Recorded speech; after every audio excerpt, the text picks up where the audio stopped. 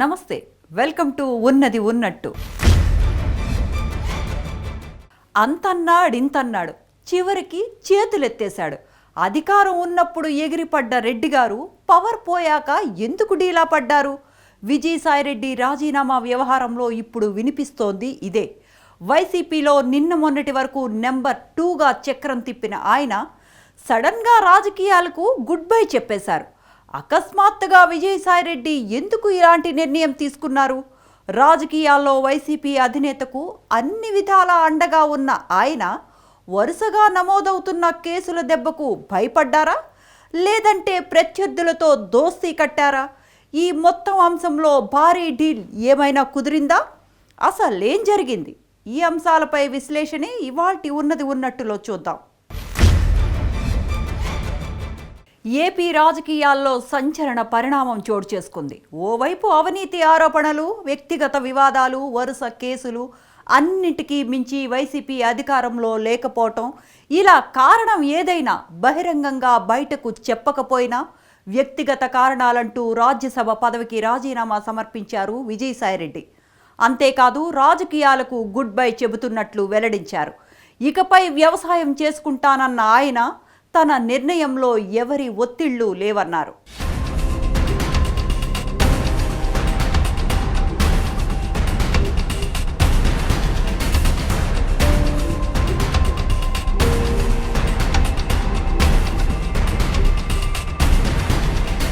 AP రాజకీయాల్లో ప్రత్యేకించి ఉత్తరాంధ్ర పాలిటిక్స్లో ఓ వెలిగిన విజయసాయిరెడ్డి అనూహ్య నిర్ణయం తీసుకున్నారు.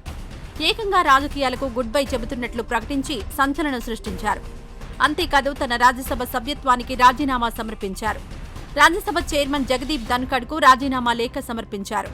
అన్ని పరిశీలించిన రాజ్యసభ చైర్మన్ విజయసాయి రాజీనామా లేఖను ఆమోదించారు. దీంతో పెద్దల సభలో విజయసాయి పాలిటిక్స్కు ఎండ్ కార్డ్ పడినట్లయింది.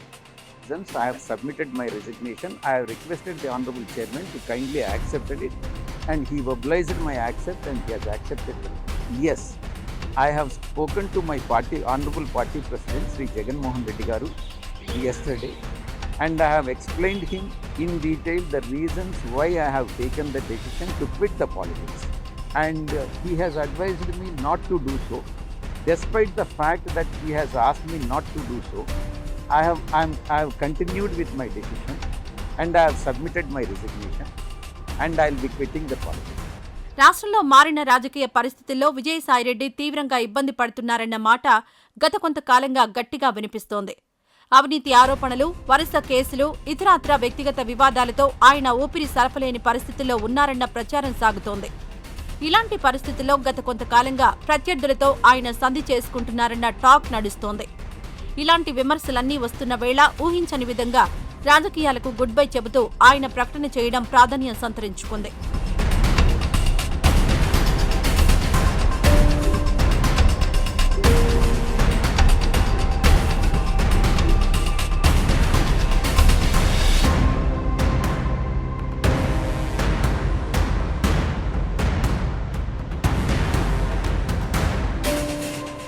రాజీనామా సమర్పించిన అనంతరం వివిధ అంశాలపై కీలక వ్యాఖ్యలు చేశారు విజయసాయిరెడ్డి. తన రాజీనామా నిర్ణయాన్ని ప్రస్తుతం లండన్లో ఉన్న వైసీపీ అధినేత జగన్కు వివరించారని వెల్లడించారు విజయసాయిరెడ్డి. అంతా విన్న ఆయన తనను రాజీనామా చేయొద్దని వారించినట్లు వెల్లడించారు. ఇంకా 3.5 ఏళ్ల పదవీకాలం ఉండగానే తన ఎంపీ పదవికి రాజీనామా చేసినట్లు వెల్లడించారు.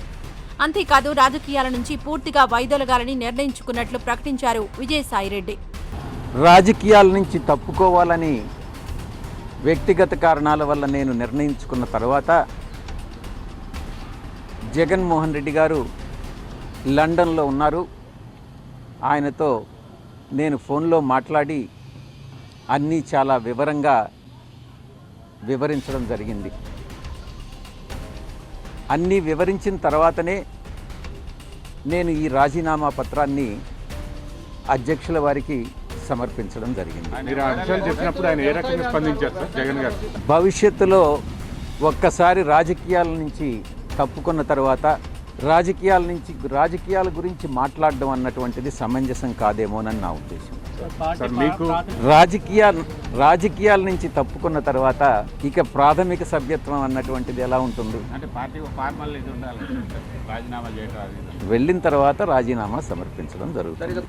వైసీపీకి 2019లో 151 స్థానాలు వచ్చిన విషయాన్ని గుర్తు చేశారు విజయసాయిరెడ్డి. 2024 ఎన్నికల్లోనూ ఆ పార్టీకి 40% ఓటు బ్యాంక్ లభించిందని చెప్పుకొచ్చారు. ప్రస్తుతం వైసీపీకి 11 మంది ఎమ్మెల్యేలు మాత్రమే ఉన్నారని వ్యాఖ్యానించిన ఆయన తన రాజీనామాతో కూటమి పార్టీలకే లబ్ధి కలుగుతుందని అభిప్రాయపడ్డారు.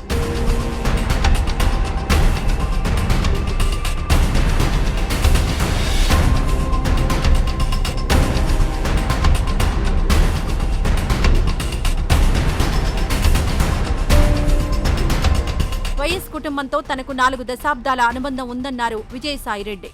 ఆ కుటుంబంతో తనకు ఎలాంటి విభేదాలు లేవని, భవిష్యత్తులోనూ రావని చెప్పుకొచ్చారు. 2011లో తనపై ఎఫ్ఐఆర్ ఫైల్ చేశారన్న విజయసాయిరెడ్డి ఆయా కేసుల్లో తనను అప్రూవర్గా మారాలని బలవంత పెట్టారని ఆరోపించారు. నమ్మక ద్రోహం, మోసం చేయడం తనకు చేత కాదన్నారు విజయసాయిరెడ్డి.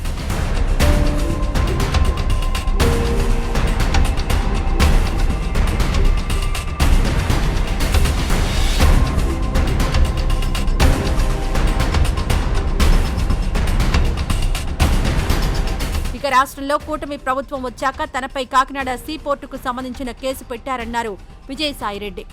లుకౌట్ నోటీస్ సైతం జారీ చేశారని తెలిపారు. కేవీ రావుతో తనకు ఎలాంటి సన్నిహిత సంబంధాలు, వ్యాపార లావాదేవీలు లేవని క్లారిటీ ఇచ్చారు విజయసాయిరెడ్డి. మొట్టమొదటిగా పెట్టినటువంటి case Kakinada seaports limited case. నేను ఒక్కటే చెప్తా ఉన్నా, ఇంతవరకు నా మీద లుకౌట్ నోటీస్ ఇచ్చారు, నన్ను అక్యూజ్డ్ నెంబర్ 2గా చేశారు. నేను గతంలో కూడా ఈడీ ముందు ఇంతవరకు నన్ను సిఐడి పిలవలేదు.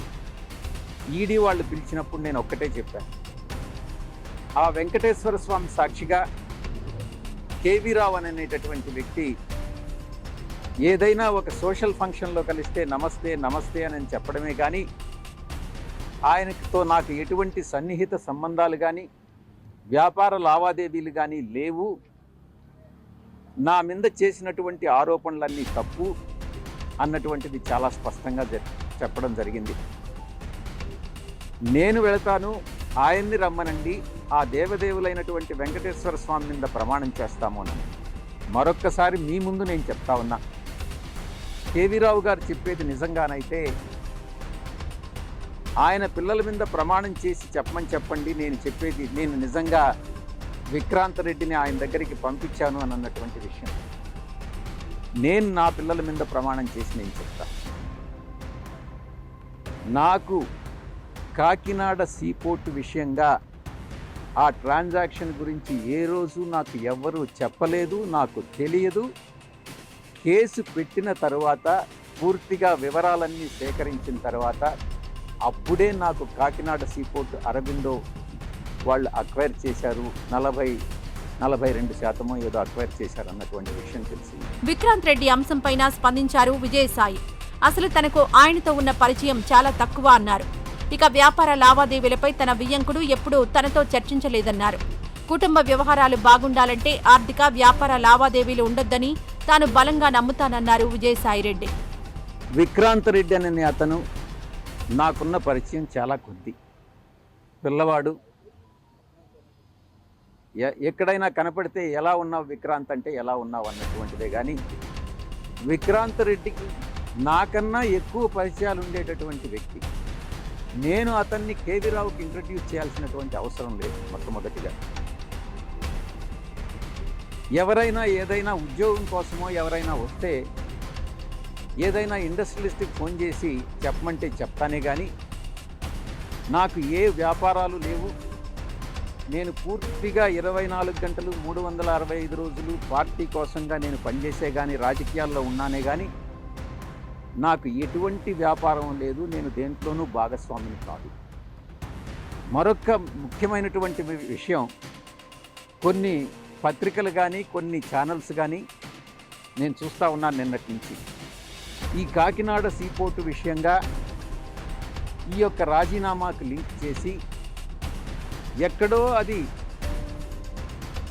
జగన్ గారికి తగిలింది, కాబట్టి విజయసాయి రెడ్డి రాజీనామా చేస్తున్నాడు అన్నటువంటి విషయాన్ని కొన్ని ఛానల్స్ చెప్తా వస్తూ ఉన్నాయి. కేసులకు తానెప్పుడూ భయపడలేదన్నారు విజయసాయిరెడ్డి. ఇదే సమయంలో వేరే పార్టీలో చేరడమో లేదంటే డబ్బులు పదవులు ఆశించడమో తనకు చేత కాదన్నారు. అలాంటి ఆలోచన లేదన్నారు విజయసాయిరెడ్డి. ప్లాన్ ప్రకారం జరుగుతుందనేది ఒక విమర్శ వస్తుంది. గతంలో టీడీపీ నుంచి ఎంపీలు బీజేపీకి వెళ్లారు. అలాగే విజయసాయిరెడ్డి రాజీనామా చేసిన తర్వాత అలాగే వైసీపీ వాళ్ళు వెళ్ళిన తర్వాత బీజేపీలో చేరతారనే ప్రచారం జరుగుతుంది. నేను బీజేపీలో చేస్తానని గతంలో ఏదైతే టీడీపీ వాళ్ళు రాజీనామా మీరు కూడా బీజేపీలోకి వెళ్తారనేటువంటి ప్రచారం కూడా జరుగుతుంది. రాజీనామా చేశారు. ఆయనకు బీజేపీ టికెట్ మళ్ళీ బీజేపీ ఆయన ప్లేస్ ని రీప్లేస్ చేసింది, ఆయనకే ఇచ్చింది. అంటే బీజేపీ రాజీనామా చేశారు, మీకు కూడా అట్లాంటిది వస్తుంది అనేది చర్చ నడుస్తుంది. నా సుదీర్ఘ రాజకీయ జీవితంలో నాకు తెలిసి నేను ఏ రోజు అబద్ధాలు చెప్పలేదు. ఒక హిందూ ధర్మాన్ని నమ్మినటువంటి వ్యక్తిగా, వెంకటేశ్వర స్వామిని నమ్ముకున్నటువంటి వ్యక్తిగా నేను అబద్ధాలు చెప్తాను అని చెప్పను. అలా చెప్పుతాను అని ఎవరైనా నమ్మినట్లయితే అది మీ యొక్క విజ్ఞతకే వదిలేస్తున్నాను. విజయసాయిరెడ్డి రాజీనామాపై వైసీపీ నేతలు ఆచితూచి స్పందిస్తున్నారు. ఇప్పటికే ఆయనతో మాట్లాడామని, రాజకీయాల్లో కొనసాగి ఉంటే బాగుండేదని చెబుతున్నారు. మా పార్టీకి సంబంధించినటువంటి కీలకమైనటువంటి వ్యక్తి ఆయన రాజీనామా చేశాడు అనేటువంటిది, అంటే పదవికి రాజకీయాల్లో కొనసాగనన్నాడని రకరకాలైనటువంటి ఈరోజు సోషల్ మీడియాలో హల్చల్ అవుతున్నాయి. అటువంటి నేపథ్యంలో ఆయనతో మేము మాట్లాడలేదు. ఏది ఏమైనా వైఎస్ఆర్ కాంగ్రెస్ పార్టీకి కీలకమైనటువంటి వ్యక్తి, వైఎస్ఆర్ కాంగ్రెస్ పార్టీ ఆవిర్భావం నుంచి వైఎస్ఆర్ కాంగ్రెస్ పార్టీ కోసం కృషి చేసినటువంటి వ్యక్తి, జగన్మోహన్ రెడ్డి గారు ముఖ్యమంత్రి కావాలి అని చెప్పి కలగనటువంటి వ్యక్తి, మరలా జగన్మోహన్ రెడ్డి గారిని ముఖ్యమంత్రి చేయాలి అనేటువంటి ఆలోచనతో పనిచేసేటువంటి వ్యక్తి. తెలుగుదేశం పార్టీ కావచ్చు, ఎల్లో మీడియా కావచ్చు, కొంతమంది స్వార్థపరులు కావచ్చు, అనేక రకాలైనటువంటి కుట్రలు కుతంత్రాలు అన్నీ ఆయన మీద కక్ష సాధింపులకు పాల్పడ్డా ఎక్కడా చెల్లించకుండా వాటన్నిటిని ధైర్యంగా ఎదుర్కోగలిగినటువంటి వాడు. విజయసాయి వ్యవహారంపై స్పందించారు ఏపీ సీఎం చంద్రబాబు. ఇది వైసీపీ పార్టీ అంతర్గత వ్యవహారమన్నారు. పార్టీపై నమ్మకం లేనప్పుడు ఎక్కడైనా ఇలాంటివి సహజంగా జరుగుతాయన్నారు చంద్రబాబు. వాళ్ళ పార్టీ వాళ్ళు పారిపోతున్నారనుకుంటే మన దానికి సమాధానం మన దగ్గర ఏం లేదు. కొన్ని రాజకీయ పార్టీల్లో కొన్ని వస్తూ ఉంటాయి. నమ్మకం అనేది ఉంటే ఉంటారు, లేకపోతే వాళ్ళ దారి వాళ్ళు చూసుకుంటారు. వాళ్ళకుండే మార్గాలన్నీ కూడా. I don't want to comment much on that. That is their internal affair. That reflects our party యొక్క situation, I can say. అంతవరకే. Beyond that, I don't want to comment anything on that. Vijayasai వ్యవహారంపై విమర్శలు గుప్పిస్తున్నారు కూటమి నేతలు. చేసిందంతా చేసి రాజీనామా చేస్తే సరిపోతుందా అని ప్రశ్నిస్తున్నారు. మొత్తంగా చూస్తే విజయసాయి వ్యవహారం ఏపీ రాజకీయాల్లో కలకలం రేపుతోంది.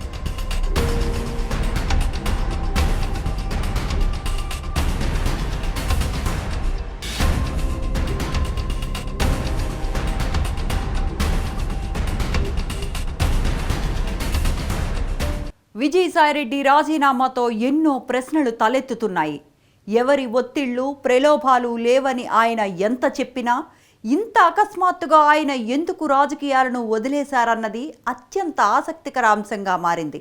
ఎందుకంటే వైఎస్ కుటుంబానికి మొదట్నుంచి అండగా ఉన్న విజయసాయిరెడ్డి అసలు ఇలాంటి డెసిషన్ తీసుకున్నారంటేనే అందరూ ఆశ్చర్యపోయే పరిస్థితి. ఇదే సమయంలో అంతర్గతంగా ప్రత్యర్థులతో డీల్ కుదిరిందనే ప్రచారం కూడా సాగుతోంది.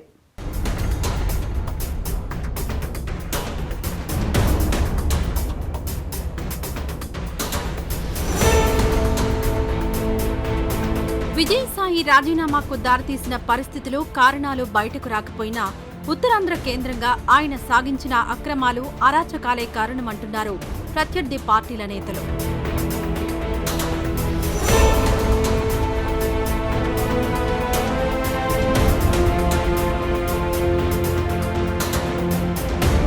వైసీపీ అధికారంలో ఉన్న వేళ విజయసాయిరెడ్డి విశాఖ కేంద్రంగా సాగించిన అవినీతి అక్రమాలకు అంతే లేదన్నదే ప్రత్యర్థి పార్టీల నేతలు చెప్పే మాట. అప్పట్లో ప్రతిపక్షంగా ఉన్న నేటి అధికార పక్షం నేతల విమర్శలు, ప్రధానంగా చేస్తున్న ఆరోపణలు చూస్తే వివిధ అంశాల్లో విజయసాయిరెడ్డి పేరు ప్రముఖంగా వినిపిస్తోంది.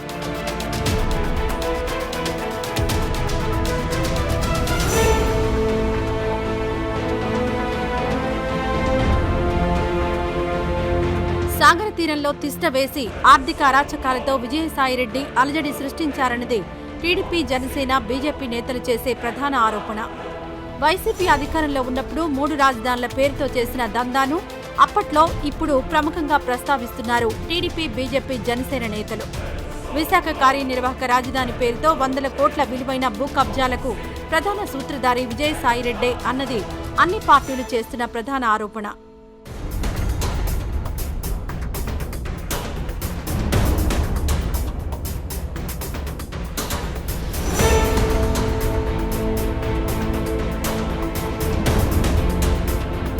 ప్రత్యర్థి పార్టీల నేతలు చేస్తున్న కొన్ని ప్రధాన ఆరోపణలు చూస్తే, ఋషికొండలో రేడియంట్ సంస్థకు 2005లో వైఎస్ ప్రభుత్వం కేటాయించిన 1000 కోట్ల విలువైన భూములు వైసీపీ అధికారంలోకి వచ్చిన తర్వాత ఆ పార్టీ నేతల సొంతమయ్యాయి.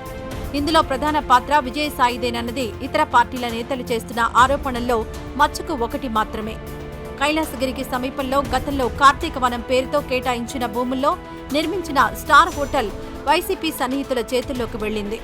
ఇందుకు కూడా కారణం విజయసాయేనని విశాఖలో ఇప్పటికీ చర్చించుకుంటారనేది మరో విమర్శ.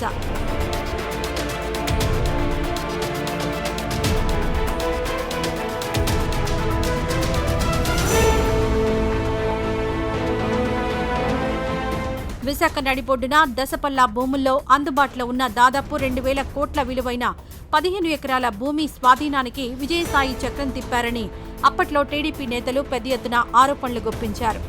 చివరకు ఈ భూములను యశూర్ సంస్థ పేరుతో డెవలప్మెంట్ అగ్రిమెంట్ చేయించుకున్నారని ప్రచారం సాగింది.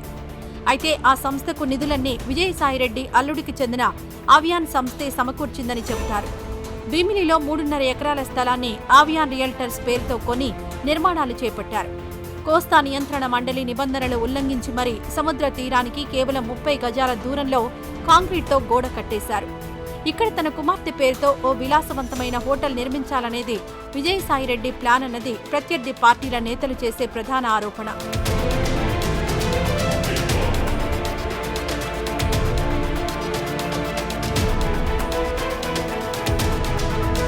ఇవన్నీ ఒక ఎత్తైతే, వైసీపీ ప్రభుత్వ హయాంలో చోటు చేసుకున్న కాకినాడ పోర్ట్, సెజ్ భూముల వ్యవహారం మరింత సంచలనం రేపింది. ఈ భూముల్ని తన అల్లుడికి చెందిన అరవిందో కంపెనీకి కట్టబెట్టడంలో ప్రధాన పాత్ర విజయసాయిరెడ్డిదేనన్నది ఇంకో ముఖ్యమైన ఆరోపణ. దీనిపైనే కూటమి ప్రభుత్వం అధికారంలోకి వచ్చాక కేసు నమోదైంది.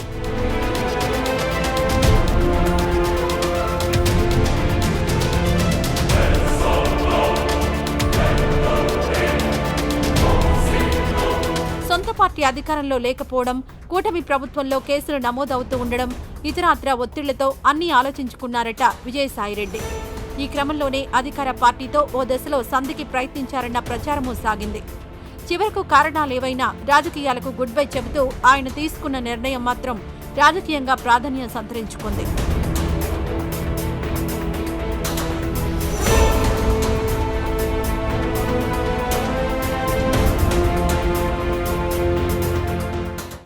వైఎస్ జగన్ తరువాత వైసీపీలో అందరికంటే ఎక్కువగా ఆరోపణలు ఎదుర్కొన్నది ఎవరంటే టక్కును గుర్తొచ్చే పేరు విజయసాయిరెడ్డి. ప్రత్యేకించి విశాఖ భూములే కాదు, కాకినాడ పోర్ట్, సెజ్ వ్యవహారంలో ఆయనపై ప్రత్యర్థులు ఎన్నో విమర్శలు, ఆరోపణలు చేశారు. చివరకు వ్యవహారం కేసులు దాకా వెళ్ళింది. ఈ పరిణామాలే ఆయన రాజకీయ సన్యాసానికి కారణమనే అభిప్రాయం బలంగా వినిపిస్తోంది.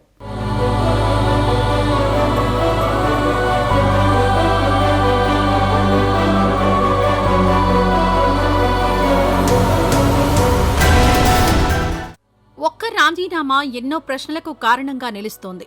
నిజమే, వైఎస్ కుటుంబానికి వీర విధేయుడిగా, ఇంకా చెప్పాలంటే అన్ని రకాలుగా వారితో కలిసి మెలిసి ఉన్న వ్యక్తి విజయసాయిరెడ్డి. వైఎస్ జగన్ వైసీపీని ఏర్పాటు చేశాక ఆ పార్టీలో అత్యంత కీలక పాత్ర పోషించిన నేత విజయసాయిరెడ్డి. అలాంటి లీడర్ కాస్త అకస్మాత్తుగా రాజకీయాలు వదిలేశారంటూ వచ్చిన వార్తలు ఒక్కసారిగా సంచలనంగా మారాయి.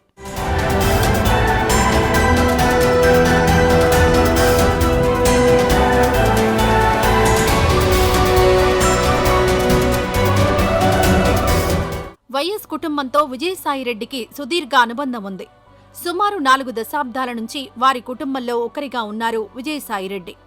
పైగా ఆడిటర్ కూడా కావడంతో ఆర్థికంగానూ కీలక పాత్ర పోషించారాయన. ఈ క్రమంలోనే వైఎస్ రాజశేఖర రెడ్డి సీఎంగా ఉన్నప్పుడు జగన్ కంపెనీలోకి భారీగా పెట్టుబడులు రప్పించడంలో చక్రం తిప్పారన్న ఆరోపణలు చేశారు ప్రత్యర్థి పార్టీల నేతలు.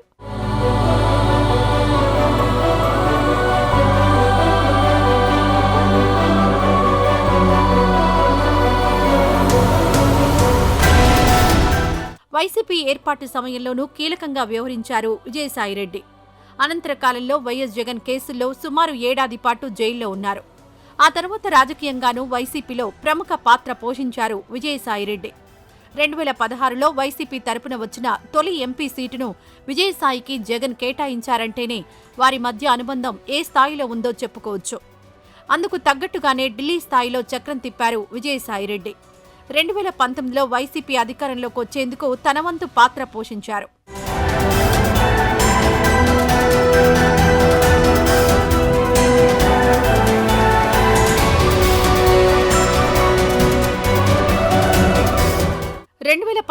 వైసీపీ అధికారంలోకి వచ్చాక వైఎస్ జగన్ తర్వాత పార్టీలో నెంబర్ 2గా మారారు విజయసాయిరెడ్డి.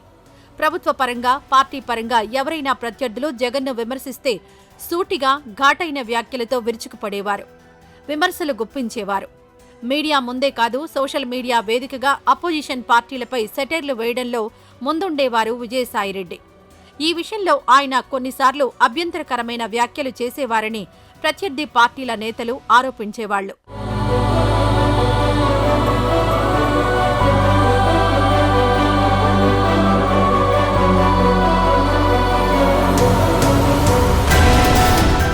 విజయసాయి సేవలు ఢిల్లీ స్థాయిలో మరింతగా అవసరమని భావించిన వైసీపీ అధినేత జగన్మోహన్ రెడ్డి మరోసారి ఆయన్ను రాజ్యసభకు పంపారు. 2022లో ఖాళీ అయిన స్థానాల్లో ఒకదాన్ని విజయసాయికి కేటాయించి రెండోసారి అవకాశమిచ్చారు జగన్.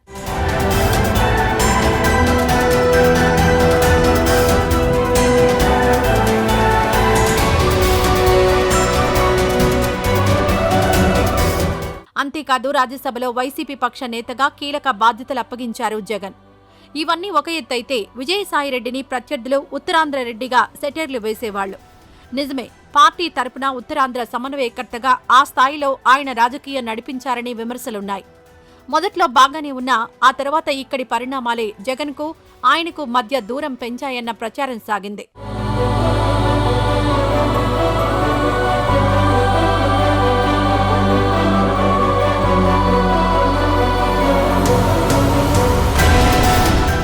ఈ కారణంతోనే గతంలో కొద్ది కాలం పాటు పార్టీ కార్యకలాపాలకు దూరంగా ఉన్నారు విజయసాయిరెడ్డి. ఆ తర్వాత ఆయనకు దక్షిణ కోస్తా జిల్లాల బాధ్యతలు అప్పగించారు జగన్. అంతేకాదు, సార్వత్రిక ఎన్నికల వేళ పార్టీ తరపున పలువురు అభ్యర్థులను మార్చేసిన జగన్ విజయసాయిరెడ్డిని నెల్లూరు ఎంపీగా బరిలో దింపారు. దీంతో ఎన్ని విమర్శలు, ఆరోపణలు వచ్చినా జగన్ విజయసాయి మధ్య బంధం విడదీయరానిదంటూ పార్టీ నేతలే కాదు, ప్రత్యర్థులు సైతం మాట్లాడుకునేవారు.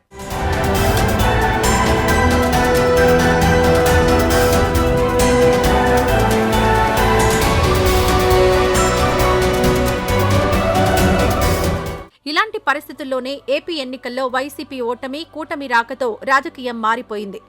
అంతేకాదు, విజయసాయిరెడ్డిపై గతంలో వచ్చిన ఆరోపణలపై కూటమి సర్కార్ ఫోకస్ పెట్టడంతో కొన్ని కేసులు నమోదయ్యాయి. ఇందులో ప్రధానమైనదే కాకినాడ పోర్ట్ సెజ్ల బలవంతపు వ్యవహారం. విశాఖలో విజయసాయిరెడ్డి ఆక్రమణలు, అవకతవకలపై సైతం ఎన్డీఏ సర్కార్ ఫోకస్ పెట్టిందన్న ప్రచారం సాగుతోంది. ఇలా ఒకదాని వెంట మరోటిగా నమోదవుతున్న కేసులతో ఆయన కూటమి పెద్దలతో ఓ దశలో సంధికి ప్రయత్నించారన్న టాక్ సైతం వినిపించింది. చివరకు ఏం జరిగిందన్నదే అప్పుడే బయటకు రాకపోయినా ఆయన మాత్రం రాజకీయాలకు దూరం అవ్వడం ఏపీ పాలిటిక్స్లో సంచలనంగా మారింది.